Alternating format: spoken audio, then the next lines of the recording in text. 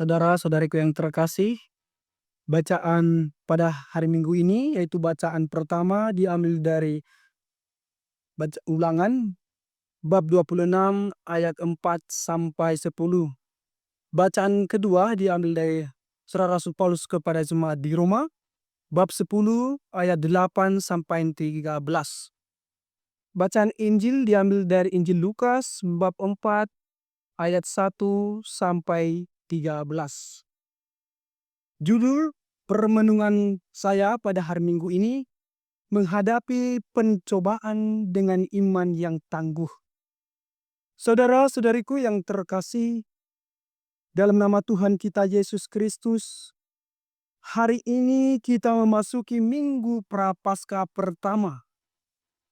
Suatu masa khusus bagi kita untuk lebih mendekatkan diri kepada Tuhan melalui doa, puasa, dan pertobatan.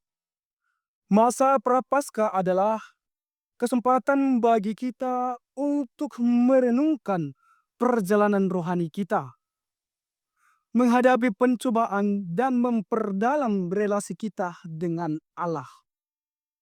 Bacaan-bacaan hari ini mengajarkan kepada kita bagaimana iman yang sejati menjadi sumber kekuatan dalam menghadapi tantangan hidup, sebagaimana yang telah ditunjukkan oleh Yesus sendiri. Injil hari ini mengisahkan bagaimana Yesus dicobai oleh iblis di padang gurun setelah berpuasa selama 40 hari. Setelah dibaptis di sungai Yordan dan dipenuhi Roh Kudus, Yesus dibawa ke padang gurun untuk diuji. Padang gurun adalah dalam kitab suci sering digambarkan sebagai tempat pencobaan dan perjuangan iman. Nabi Yesaya bahkan menyebut padang gurun sebagai tempat berdiamnya roh-roh jahat. Maka tidak mengherankan jika Yesus berjumpa dengan iblis dan mengalami pencobaan di sana.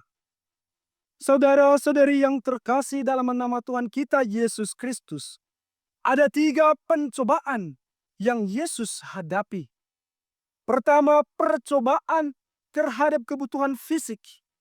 Iblis berkata kepadanya, "Jika engkau anak Allah, suruhlah batu ini menjadi roti."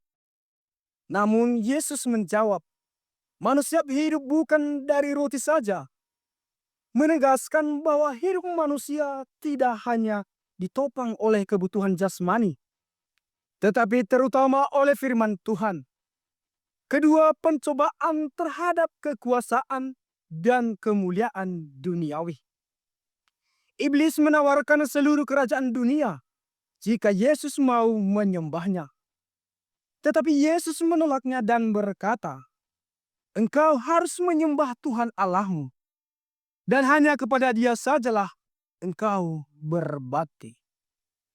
Ini menunjukkan bahwa kemuliaan sejati bukan berasal dari dunia,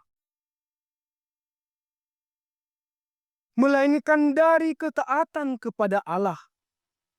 Yang ketiga, pencobaan terhadap identitas dan relasi dengan Allah. Iblis membawa Yesus ke puncak bait Allah dan mencobainya untuk menjatuhkan diri dengan alasan bahwa Allah pasti melindunginya. Tetapi Yesus menjawab, "Jangan engkau mencobai Tuhan.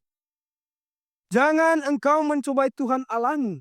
Menegaskan bahwa iman yang sejati bukanlah memaksa Allah untuk membuktikan kuasanya, melainkan berserah penuh kepadanya.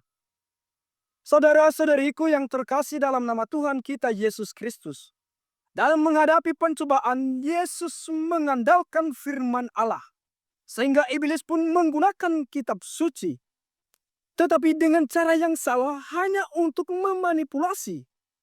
Yesus tidak terperdaya karena iman memahami kebenaran firman Tuhan. Dari sini kita belajar bahwa firman Tuhan adalah senjata rohani yang ampuh untuk menghadapi godaan. Rasul Paulus menegaskan bahwa pedang roh adalah firman Allah. Dan ini menjadi perlindungan bagi kita dari tipu daya iblis. Masa Prapaskah menjadi waktu yang tepat bagi kita untuk semakin rajin membaca, merenungkan, dan menghidupi sabda Tuhan. Agar kita memiliki ketahanan iman dalam menghadapi cobaan hidup. Saudara-saudariku yang terkasih dalam nama Tuhan kita Yesus Kristus, pencobaan adalah bagian dari hidup manusia. Bahkan Yesus sendiri yang adalah anak Allah mengalami pencobaan. Namun berbeda dengan kita yang sering gagal, Yesus menang atas godaan. Kemenangan Yesus ini menjadi jaminan bahwa kita juga dapat mengalahkan godaan jika kita tetap setia kepada Tuhan. Dalam Katekismus Gereja Katolik menegaskan bahwa Yesus mengalahkan iblis bukan hanya untuk dirinya sendiri, tetapi untuk kita semua. Dia adalah imam besar yang memahami kelemahan kita karena telah dicobai tetapi tidak berbuat dosa.